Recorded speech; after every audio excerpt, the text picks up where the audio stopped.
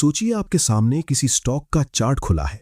Price ऊपर जा रहा है, कैंडल्स लगातार ग्रीन बन रही हैं, वॉल्यूम बढ़ रहा है और ज्यादातर ट्रेडर्स को लग रहा है कि अब स्टॉक और ऊपर जाएगा। लेकिन अगर मैं आपसे कहूं कि इसी चार्ट के अंदर एक ऐसी कहानी छुपी है जिसे समझे बिना आप सिर्फ प्राइस देख रहे हैं, मार्केट को नहीं, क्योंकि हर कैंडल के पीछे कोई बायर है, कोई सेलर है, किसी के अंदर कॉन्फिडेंस है, किसी के अंदर फियर है, कोई प्रॉफिट बुक कर रहा है तो कोई इस उम्मीद में पोजीशन होल्ड कर रहा है कि प्राइस और ऊपर जाएगा। अब असली सवाल यह नहीं है कि स्टॉक ऊपर जाएगा या नीचे। असली सवाल यह है कि इस समय इस स्टॉक के पीछे चल क्या रहा है। कौन खरीदने के लिए तैयार है, कौन बेचने के लिए मजबूर हो सकता है, किस प्राइस पर बायर्स का कॉन्फिडेंस टूट सकता है और किस लेवल पर सेलर्स अपना डिसीजन बदल सकते हैं। अगर आप इन चीजों को पढ़ना सीख गए तो चार्ट पर दिखाई देने वाली हर बड़ी मूव आपके लिए सिर्फ एक कैंडल नहीं रहेगी, बल्कि उसके पीछे छुपी हुई मार्केट साइकोलॉजी का एक संकेत बन जाएगी। लेकिन यहां सबसे दिलचस्प बात यह है कि एक ही चार्ट पैटर्न अलग अलग समय पर बिल्कुल अलग कहानी बता सकता है, क्योंकि मार्केट में मौजूद लोग, उनकी पोजीशंस और उनकी साइकोलॉजी लगातार बदलती रहती है। और इसी वजह से आज मैं आपको स्टॉक को सिर्फ प्राइस और पैटर्न की तरह नहीं, बल्कि उसके पीछे छुपी पूरी कहानी की तरह पढ़ना सिखाऊंगा। इस वीडियो के अंत तक आपका ध्यान सिर्फ इस बात पर नहीं रहेगा कि प्राइस कहां जा रहा है, बल्कि इस बात पर रहेगा कि प्राइस को वहां ले कौन जा रहा है और क्यों। वीडियो शुरू करने से पहले मैं आपसे एक बात दिल से कहना चाहता हूं। अगर आप ट्रेडिंग को सिर्फ किस्मत या अंदाजे से नहीं, बल्कि सही नॉलेज, प्लानिंग और डिसिप्लिन के साथ सीखना चाहते हैं, तो मैंने आपके लिए अपने करीब 5 साल के ट्रेडिंग एक्सपीरियंस और अपनी पूरी समझ के आधार पर एक ऐसा कोर्स तैयार किया है जिसका नाम है swing and option trading master course. इस कोर्स में मैंने स्विंग ट्रेडिंग और ऑप्शन ट्रेडिंग से जुड़े जरूरी कॉन्सेप्ट्स को एक स्ट्रक्चर्ड तरीके से समझाने की कोशिश की है, ताकि आपको अलग अलग जगहों पर भटककर जानकारी इकट्ठा करने के बजाय एक जगह से सीखने का मौका मिले। और सबसे खास बात, जिस तरह की ट्रेडिंग लर्निंग पर कई जगह आपको 10,000 रुपए या उससे भी ज्यादा खर्च करना पड़ सकता है, उसी तरह की अपनी पूरी लर्निंग को मैंने सिर्फ 999 रुपए में आपके सामने रखा है। अब 999 रुपए को सिर्फ खर्च मत समझिए। अगर आप ट्रेडिंग को सीरियसली सीखना चाहते हैं तो ये आपके नॉलेज और ट्रेडिंग अप्रोच को बेहतर बनाने की दिशा में एक छोटा लेकिन सही इन्वेस्टमेंट हो सकता है। इसके साथ मैंने एक ई बुक भी तैयार की है जिसकी कीमत 499 रुपए है, और मैं आपको सलाह दूंगा कि कोर्स के साथ ई बुक भी जरूर लें, क्योंकि वीडियो से सीखने के बाद ई बुक से कॉन्सेप्ट्स को दोबारा पढ़ना और रिवाइज करना आपकी लर्निंग को और मजबूत कर सकता है। मैंने ये कोर्स सिर्फ बेचने के लिए नहीं, बल्कि अपनी 5 साल की सीख को एक जगह व्यवस्थित करके आपके सामने रखने के उद्देश्य से बनाया है। अगर आप ट्रेडिंग में आगे बढ़ना चाहते हैं तो शुरुआत किसी शॉर्टकट से नहीं, बल्कि सही लर्निंग से कीजिए। नीचे दिए गए लिंक से कोर्स और ई बुक की पूरी डिटेल्स देखिए, और अगर आपको ये आपके लिए सही लगे तो आज ही अपनी लर्निंग जर्नी की शुरुआत कीजिए। जब आप किसी स्टॉक का चार्ट खोलते हैं तो सबसे पहले आपकी नजर किस चीज पर जाती है? Green candle, red candle, support, resistance या फिर किसी इंडिकेटर पर? लेकिन आज मैं चाहता हूं कि आप कुछ देर के लिए इन सब चीजों को एक अलग नजरिए से देखें, क्योंकि हर स्टॉक के चार्ट पर दिखाई देने वाली कैंडल के पीछे एक डिसीजन छुपा होता है। प्राइस अपने आप ऊपर या नीचे नहीं जाता। किसी ने उस प्राइस पर बाय किया है, किसी ने सेल किया है, किसी ने अपनी पुरानी पोजीशन होल्ड की है, तो किसी ने फियर या प्रॉफिट के कारण एग्जिट किया है। इसीलिए अगर आप सच में किसी स्टॉक के पीछे छुपी कहानी पढ़ना चाहते हैं तो आपको सिर्फ ये नहीं देखना कि प्राइस कहां है, आपको ये समझने की कोशिश करनी है कि प्राइस वहां पहुंचा कैसे। अब यहां एक सवाल आता है, अगर सिर्फ चार्ट देखकर हमें यह पता नहीं चल सकता कि हर व्यक्ति के माइंड में क्या चल रहा है, तो फिर स्टॉक की कहानी पढ़ेंगे कैसे? इसका जवाब है, हम किसी ट्रेडर के माइंड को सीधे नहीं पढ़ सकते, लेकिन उनके डिसीजंस का असर प्राइस और वॉल्यूम में दिखाई देता है। यही हमारा एविडेंस है। मान लीजिए किसी स्टॉक की प्राइस लगातार ऊपर जा रही है और हर छोटा डिप आने के बाद बायर्स फिर से एक्टिव हो जाते हैं। यहां कहानी सिर्फ इतनी नहीं है कि स्टॉक अप ट्रेंड में है, इसके पीछे एक बिहेवियर दिखाई दे रहा है। बायर्स हायर प्राइसेस को एक्सेप्ट कर रहे हैं और जब प्राइस थोड़ा नीचे आता है तब भी बाइंग इंटरेस्ट दिखाई दे रहा है। अब दूसरा सवाल, क्या इसका मतलब यह है कि स्टॉक निश्चित रूप से ऊपर ही जाएगा? बिल्कुल नहीं। यही जगह है जहां एक ट्रेडर को प्रेडिक्शन और प्रोबेबिलिटी के बीच का अंतर समझना जरूरी है।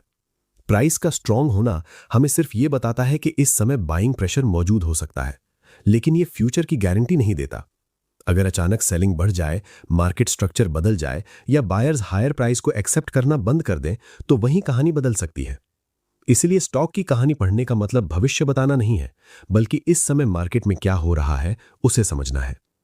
अब इसे एक उदाहरण से समझिए। मान लीजिए किसी स्टॉक ने 500 रुपए के आसपास बार बार सपोर्ट बनाया। पहली बार प्राइस 500 के पास आया और बायर्स ने उसे खरीदकर ऊपर भेज दिया। कुछ समय बाद प्राइस फिर 500 के पास आता है। अब बहुत सारे ट्रेडर्स कहेंगे कि पिछली बार 500 ने काम किया था, इसलिए इस बार भी सपोर्ट काम करेगा।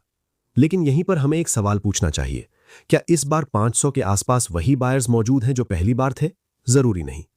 कुछ बायर्स पहले ही प्रॉफिट बुक कर चुके हो सकते हैं, कुछ नए बायर्स बाद में आए होंगे, कुछ ट्रेडर्स सेल करने की तैयारी कर रहे होंगे और कुछ ट्रेडर्स सपोर्ट टूटने का इंतजार कर रहे होंगे। यानी चार्ट पर लेवल वही है, लेकिन उस लेवल के पीछे की कहानी बदल सकती है। यही कारण है कि केवल किसी पुराने पैटर्न को देखकर मैकेनिकल तरीके से डिसीजन लेना सही अप्रोच नहीं है। आपको देखना होगा कि जब प्राइस उस लेवल पर वापस आया तब उसका बिहेवियर कैसा था। क्या बायर्स ने प्राइस को तुरंत ऊपर पुश किया? क्या सेलिंग आते ही प्राइस फिर रिकवर हुआ? क्या वॉल्यूम में कोई महत्वपूर्ण बदलाव दिखाई दिया? क्या सपोर्ट के नीचे जाने के बाद प्राइस वापस उसी लेवल के ऊपर टिक पाया या नहीं? इन सिग्नल्स को एक साथ देखने से आपको मार्केट बिहेवियर की बेहतर तस्वीर मिल सकती है। लेकिन यहां फिर एक सवाल आता है, आखिर एक कैंडल हमें इतनी बड़ी कहानी कैसे बता सकती है? सच यह है कि एक अकेली कैंडल पूरी कहानी नहीं बताती। एक कैंडल सिर्फ एक छोटा सा हिस्सा दिखाती है। कहानी तब बनती है जब आप कई कैंडल्स को कॉन्टेक्स्ट के साथ देखते हैं। उदाहरण के लिए, अगर किसी स्टॉक में लंबे समय से बायर्स स्ट्रांग है और अचानक एक बड़ी रेड कैंडल आती है, तो सिर्फ रेड कैंडल देखकर यह कहना कि अब डाउन ट्रेंड शुरू हो गया जल्दबाजी होगी। आपको देखना होगा कि वो सेलिंग कहां आई, किस लेवल पर आई, उसके बाद प्राइस ने क्या किया और क्या अगले कैंडल्स ने उस सेलिंग को कंफर्म किया। अगर अगली कैंडल्स उसी लेवल के नीचे सस्टेन करती हैं और हर बाउंस पर सेलिंग आती है, तब कहानी ज्यादा स्पष्ट हो सकती है कि सेलर्स का प्रेशर बढ़ रहा है। दूसरी तरफ, अगर बड़ी रेड कैंडल के बाद प्राइस जल्दी रिकवर कर लेता है और बायर्स फिर से कंट्रोल दिखाते हैं, तो वही कैंडल एक अलग कहानी बता सकती है।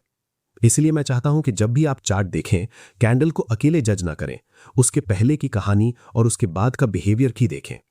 अब वॉल्यूम की बात करते हैं, क्योंकि प्राइस आपको बताता है कि मार्केट कहां गया और वॉल्यूम आपको यह समझने में मदद कर सकता है कि उस मूव में पार्टिसिपेशन कितनी रही। मान लीजिए प्राइस अचानक एक रेजिस्टेंस के ऊपर निकल गया। अगर ब्रेकआउट के साथ वॉल्यूम भी बढ़ता है, तो यह एक ऐसा एविडेंस हो सकता है जिसे आपको नोटिस करना चाहिए। लेकिन फिर भी इसका मतलब यह नहीं कि ब्रेकआउट निश्चित रूप से सफल होगा। आपको यह देखना होगा कि ब्रेकआउट के बाद प्राइस उस नए प्राइस को एक्सेप्ट कर रहा है या प्राइस वापस नीचे आ रहा है। यही एक्सेप्टेंस और रिजेक्शन का बिहेवियर स्टॉक की कहानी को समझने में मदद करता है। अब मैं आपको एक और महत्वपूर्ण सवाल पूछता हूं, अगर स्टॉक की कहानी लगातार बदलती रहती है, तो क्या हम कभी उसे सही तरीके से समझ सकते हैं? हां, लेकिन आपको अपने माइंड में एक बदलाव करना होगा। आपको यह उम्मीद छोड़नी होगी कि मार्केट आपको एक निश्चित आंसर देगा। आपको मार्केट से यह पूछना है कि इस समय सबसे स्ट्रांग एविडेंस क्या है। अगर बायर्स लगातार हायर हाई और हायर लो बना रहे हैं, डिप्स पर बाइंग दिखाई दे रही है और प्राइस इंपॉर्टेंट रेजिस्टेंस के ऊपर टिक रहा है, तो कहानी बायर्स के पक्ष में हो सकती है। लेकिन अगर वही स्टॉक हायर हाई बनाना बंद कर दे, इंपॉर्टेंट सपोर्ट टूट जाए और बाउंस पर लगातार सेलिंग दिखाई दे, तो कहानी बदलने लगी है। यही सबसे महत्वपूर्ण बात है। स्टॉक की कहानी कोई स्थायी कहानी नहीं है, वो प्राइस के साथ बदलती रहती है। इसलिए एक अच्छा ट्रेडर अपने पुराने एनालिसिस से चिपका नहीं रहता, वो नए एविडेंस के आने पर अपनी सोच को अपडेट करता है। और यहीं पर ट्रेडिंग साइकोलॉजी भी जुड़ती है, क्योंकि कई बार स्टॉक की कहानी बदल जाती है, लेकिन ट्रेडर अपनी पुरानी कहानी को बदलने के लिए तैयार नहीं होता। उसने सोच लिया कि यह स्टॉक ऊपर जाएगा, तो प्राइस गिरने के बाद भी वो उसी विचार को पकड़े रहता है। उसने मान लिया कि सपोर्ट मजबूत है, तो सपोर्ट टूटने के बाद भी वो उसे सही साबित करने की कोशिश करता है। लेकिन मार्केट को आपकी कहानी सही या गलत साबित करने की कोई जरूरत नहीं है। मार्केट अपना बिहेवियर दिखाता है और आपका काम उस बिहेवियर को पढ़ना है। इसलिए अगली बार जब आप किसी स्टॉक का चार्ट खोलें, तो सिर्फ ये मत पूछिए कि बाय करना है या सेल करना है। पहले पूछिए, इस समय इस स्टॉक में कौन सी कहानी चल रही है, बायर्स क्या कर रहे हैं, सेलर्स क्या कर रहे हैं, प्राइस किस लेवल को एक्सेप्ट कर रहा है, किस लेवल को रिजेक्ट कर रहा है, वॉल्यूम उस मूव को कितना सपोर्ट कर रहा है। और सबसे जरूरी सवाल, अगर मार्केट मेरी सोच के विपरीत चला गया, तो कौन सा एविडेंस मेरी कहानी को गलत साबित करेगा। जब आप ये सवाल पूछना शुरू करेंगे, तब आपका ध्यान सिर्फ प्रिडिक्शन पर नहीं रहेगा, आप मार्केट बिहेवियर को पढ़ना शुरू करेंगे। और यही वो पहला बदलाव है जो आपको किसी स्टॉक को केवल चार्ट की तरह देखने से आगे ले जाकर उसके पीछे छुपी कहानी को समझने की दिशा में ले जाता है। अब जब आपने ये समझ लिया है कि किसी स्टॉक के चार्ट पर दिखाई देने वाली प्राइस मूवमेंट के पीछे बायर्स और सेलर्स के डिसीजंस छुपे होते हैं, तो अगला सवाल ये है कि एक ही तरह का चार्ट पैटर्न अलग अलग समय पर अलग कहानी क्यों बता सकता है। यही वो जगह है जहां ज्यादातर ट्रेडर्स एक गलती करते हैं। वे किसी पुराने सेटअप को देखते हैं और सोचते हैं कि पहले इस पैटर्न पर प्राइस ऊपर गया था, इसलिए अब भी वही होगा। लेकिन मार्केट में पैटर्न सिर्फ एक शेप नहीं है, उसके पीछे उस समय मौजूद बायर्स, सेलर्स, उनकी पोजीशंस और उनका बिहेवियर भी महत्वपूर्ण होता है। मान लीजिए किसी स्टॉक ने एक रेजिस्टेंस को 3 बार टच किया और हर बार वहां से प्राइस नीचे आया। अब चौथी बार प्राइस उसी रेजिस्टेंस के पास पहुंचता है। क्या इसका मतलब यह है कि अब भी प्राइस निश्चित रूप से नीचे आएगा? नहीं, क्योंकि चौथी बार उस रेजिस्टेंस पर मार्केट की स्थिति पहले 3 बार से अलग हो सकती है। हो सकता है कि पहले 3 अटेम्प्ट्स में सेलर स्ट्रांग थे, लेकिन अब धीरे धीरे सेलिंग कम हो रही हो और बायर्स लगातार हायर प्राइसेस पर खरीदारी कर रहे हों। ऐसे में वही रेजिस्टेंस अब एक संभावित ब्रेकआउट जोन बन सकता है। लेकिन सवाल यह है कि हमें कैसे पता चलेगा कि कहानी बदल रही है? इसका जवाब है, हमें प्राइस के बिहेवियर को ध्यान से देखना होगा। अगर प्राइस रेजिस्टेंस के पास बार बार वापस आ रहा है और हर बार पहले की तुलना में कम गिर रहा है, तो ये एक ऐसा बिहेवियर हो सकता है जो बायर्स की बढ़ती स्ट्रेंथ की तरफ संकेत करे। अगर ब्रेकआउट के बाद प्राइस उस लेवल के ऊपर सस्टेन करता है तो कहानी और मजबूत हो सकती है। लेकिन अगर ब्रेकआउट सिर्फ कुछ समय के लिए हुआ और प्राइस वापस रेजिस्टेंस के नीचे आ गया, तो ये ब्रेकआउट फेलियर की तरफ संकेत कर सकता है। इसलिए हमें केवल ये नहीं देखना कि लेवल टूटा या नहीं, हमें ये देखना है कि टूटने के बाद मार्केट ने उस लेवल के साथ क्या बिहेवियर किया। अब यहां एक बहुत जरूरी सवाल आता है, अगर मार्केट की कहानी लगातार बदल सकती है, तो क्या हमें हर छोटी प्राइस मूवमेंट पर अपनी राय बदलते रहना चाहिए? बिल्कुल नहीं। हर छोटी कैंडल को देखकर अपना एनालिसिस बदलना भी एक गलती हो सकती है। आपको मीनिंगफुल एविडेंस और सिर्फ नॉइज के बीच अंतर समझना होगा। अगर कोई छोटा सा डिप आया और प्राइस तुरंत रिकवर कर गया, तो सिर्फ उस एक कैंडल से पूरी कहानी बदल गई, ऐसा मानना सही नहीं होगा। लेकिन अगर मार्केट स्ट्रक्चर में लगातार बदलाव दिखाई दे रहा है, इंपॉर्टेंट सपोर्ट टूट रहा है, बाउंस पर सेलिंग बढ़ रही है और प्राइस पुराने लेवल्स को रिकवर नहीं कर पा रहा, तब आपको यह स्वीकार करना चाहिए कि मार्केट की कहानी बदल रही हो सकती है। यही वजह है कि मैं हमेशा ये मानता हूं कि ट्रेडर का काम मार्केट को अपनी बात मनवाना नहीं, ट्रेडर का काम मार्केट की बात सुनना है, और मार्केट की बात प्राइस बिहेवियर के माध्यम से सामने आती है। एक और सवाल, क्या वॉल्यूम इस कहानी को समझने में मदद कर सकता है? हाँ, वॉल्यूम एक महत्वपूर्ण कॉन्टेक्स्ट दे सकता है। अगर प्राइस किसी इंपॉर्टेंट लेवल को ब्रेक करता है और उसके साथ पार्टिसिपेशन भी बढ़ती है, तो वो मूव ध्यान देने लायक हो सकता है। लेकिन वॉल्यूम को अकेले देखकर डिसीजन नहीं लेना चाहिए। प्राइस कहां है, किस स्ट्रक्चर में है और ब्रेकआउट के बाद बिहेवियर कैसा है, इन सभी चीजों को साथ में देखना ज्यादा बेहतर अप्रोच है। क्योंकि एक बड़ा वॉल्यूम हमेशा यह साबित नहीं करता कि प्राइस अब निश्चित रूप से ऊपर या नीचे जाएगा। वो सिर्फ ये दिखा सकता है कि उस समय मार्केट में एक्टिविटी ज्यादा थी। अब इस पूरी बात का सबसे महत्वपूर्ण हिस्सा समझिए। किसी स्टॉक की कहानी पढ़ने का मतलब ये नहीं है कि आपको हर बार सही प्रिडिक्शन करना है। इसका मतलब यह है कि आप ये पहचान सकें कि इस समय कौन सा एविडेंस मजबूत है और आपका ट्रेड किस सिनेरियो पर आधारित है। अगर बायर स्ट्रांग है तो आप ये समझ सकते हैं कि बायर्स का कंट्रोल मौजूद है, लेकिन फिर भी रिस्क रहेगा। अगर सेलर स्ट्रांग है तो सेलिंग प्रेशर को समझ सकते हैं, लेकिन फिर भी प्राइस अचानक रिवर्स हो सकता है। इसलिए हर एनालिसिस के साथ एक सवाल जरूर रखें, अगर मेरी कहानी गलत हुई तो मुझे कौन सा एविडेंस दिखाई देगा। ये सवाल आपको अपनी राय से चिपके रहने से बचाता है, क्योंकि ट्रेडिंग में सबसे बड़ी समस्या कई बार गलत एनालिसिस नहीं होती, बल्कि गलत साबित होने के बाद भी उसी एनालिसिस को पकड़े रहना होती है। अगर आप मार्केट के बिहेवियर को देखकर अपनी कहानी अपडेट करना सीख गए, तो आप किसी स्टॉक को एक फिक्स्ड पैटर्न की तरह नहीं देखेंगे, आप उसे एक लगातार बदलती हुई कहानी की तरह देखेंगे, जहां हर नया प्राइस एक्शन पिछले कॉन्टेक्स्ट में एक नया मीनिंग जोड़ सकता है। और यही समझ आपको स्टॉक के पीछे छुपी कहानी को केवल देखने नहीं बल्कि पढ़ने में मदद करेगी। अब तक हमने स्टॉक के प्राइस एक्शन, बायर्स और सेलर्स के बिहेवियर और बदलती हुई मार्केट स्टोरी को समझा।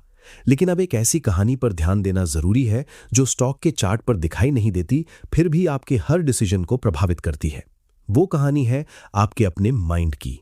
क्योंकि कई बार समस्या ये नहीं होती कि मार्केट क्या बता रहा है, समस्या ये होती है कि हम मार्केट में वही देखना शुरू कर देते हैं जो हम देखना चाहते हैं। अब सवाल है, ऐसा क्यों होता है? मान लीजिए आपने किसी स्टॉक को बहुत अच्छी तरह एनालाइज किया और आपको लगा कि इसमें अप ट्रेंड बनने की प्रोबेबिलिटी है। आपने बाय किया और एंट्री लेने के बाद प्राइस थोड़ा नीचे आ गया। अब आपके सामने दो चीजें हैं, एक तरफ एक्चुअल मार्केट बिहेवियर है और दूसरी तरफ आपकी अपनी एक्सपेक्टेशन। अगर आपका माइंड पहले ही तय कर चुका है कि ये स्टॉक ऊपर जाना चाहिए, तो हो सकता है कि आप गिरते हुए प्राइस को इग्नोर करना शुरू कर दें। आप कहेंगे अभी तो छोटा पुलबैक है, थोड़ी देर में प्राइस रिकवर कर जाएगा। लेकिन अगर सेलिंग लगातार बढ़ती रहे, इंपॉर्टेंट सपोर्ट टूट जाए और प्राइस रिकवरी के बजाय लगातार वीक होता जाए, तब आपको ये सवाल पूछना चाहिए कि क्या मार्केट की कहानी बदल चुकी है। यही वो जगह है जहां ट्रेडिंग में ऑब्जेक्टिव रहना जरूरी हो जाता है। ऑब्जेक्टिव होने का मतलब ये नहीं है कि आप कभी गलत नहीं होंगे। इसका मतलब ये है कि जब मार्केट आपके एनालिसिस को गलत साबित करने वाला एविडेंस दिखाए, तब आप उस एविडेंस को स्वीकार करने के लिए तैयार हों। अब एक और सवाल, अगर हमने पहले किसी स्टॉक में प्रॉफिट कमाया है, तो क्या अगली बार उसी स्टॉक पर हमारा कॉन्फिडेंस बढ़ना गलत है? कॉन्फिडेंस अपने आप में गलत नहीं है, लेकिन अगर वही कॉन्फिडेंस आपको रिस्क बढ़ाने, रूल्स इग्नोर करने या बिना कंफर्मेशन के ट्रेड लेने पर मजबूर कर दे, तो वो ओवर कॉन्फिडेंस बन सकता है। इसी तरह अगर किसी स्टॉक में पहले लॉस हुआ है, तो अगली बार उस स्टॉक को देखकर फियर होना भी स्वाभाविक हो सकता है। लेकिन अगर वही फियर आपको हर अच्छे सेटअप से दूर कर दे, तो आपका पिछला एक्सपीरियंस आपके वर्तमान डिसीजन को कंट्रोल कर रहा है। इसलिए आपको हर नए सेटअप को उसके वर्तमान एविडेंस के आधार पर देखना होगा। पिछले ट्रेड का रिजल्ट अगले ट्रेड का रिजल्ट तय नहीं करता। अगर पिछला ट्रेड प्रॉफिट में गया, तो इसका मतलब ये नहीं कि अगला ट्रेड भी प्रॉफिट में जाएगा, और अगर पिछला ट्रेड लॉस में गया, तो इसका मतलब ये भी नहीं कि अगला ट्रेड जरूर लॉस में जाएगा। हर ट्रेड अपनी प्रोबेबिलिटी के आधार पर अलग है। अब यहां एक बहुत महत्वपूर्ण सवाल आता है, जब हम जानते हैं कि मार्केट में सर्टेनिटी नहीं है, तो फिर कॉन्फिडेंस कहां से आएगा? इसका जवाब है, कॉन्फिडेंस प्रेडिक्शन से नहीं, प्रोसेस से आना चाहिए। आपको ये कॉन्फिडेंस नहीं चाहिए कि स्टॉक जरूर ऊपर जाएगा। आपको ये कॉन्फिडेंस चाहिए कि अगर आपका सेटअप आपके रूल्स के अनुसार मौजूद है, तो आप उसे डिसिप्लिन के साथ एग्जीक्यूट कर सकते हैं। और अगर आपका एनालिसिस गलत होता है, तो आप अपने तय रिस्क के भीतर एग्जिट कर सकते हैं। यही फर्क एक इमोशनल डिसीजन और एक प्रोसेस बेस्ड डिसीजन के बीच होता है। उदाहरण के लिए, अगर आपने किसी स्टॉक में सपोर्ट के आधार पर एंट्री ली और पहले से तय किया कि अगर ये सपोर्ट निश्चित स्ट्रक्चर के साथ टूटता है, तो आपका ट्रेड गलत माना जाएगा। तो सपोर्ट टूटने के बाद एग्जिट करना आपके लिए फेलियर नहीं है, वो आपके ट्रेडिंग प्लान का हिस्सा है। लेकिन अगर आपने सपोर्ट टूटने के बाद भी सिर्फ इसलिए पोजीशन होल्ड की क्योंकि आपको लगता है कि प्राइस वापस जरूर आएगा, तो अब आप मार्केट की कहानी नहीं पढ़ रहे हैं, बल्कि अपनी उम्मीद को मार्केट पर लागू कर रहे हैं। और यही वो बिहेवियर है जिससे बचना जरूरी है। अब एक और सवाल, क्या इसका मतलब है कि हर बार अपने एनालिसिस पर डाउट करना चाहिए? नहीं, लगातार डाउट करना भी सही अप्रोच नहीं है। आपको अपने एनालिसिस पर तब तक भरोसा रखना चाहिए जब तक उसके पीछे का एविडेंस मौजूद है।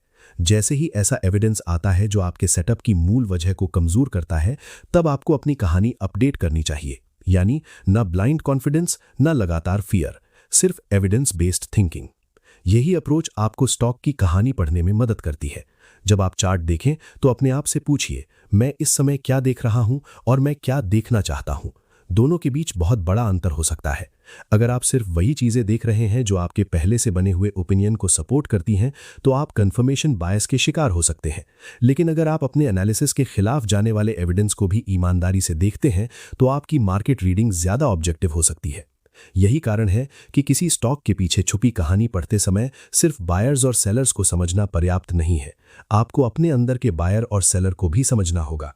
आपका फियर कब बढ़ता है, आपका ग्रीड कब बढ़ता है, आप किस सिचुएशन में जल्दी एग्जिट करते हैं, किस सिचुएशन में लॉस को एक्सेप्ट करने से बचते हैं और किस सिचुएशन में प्रॉफिट देखकर जरूरत से ज्यादा रिस्क लेने लगते हैं।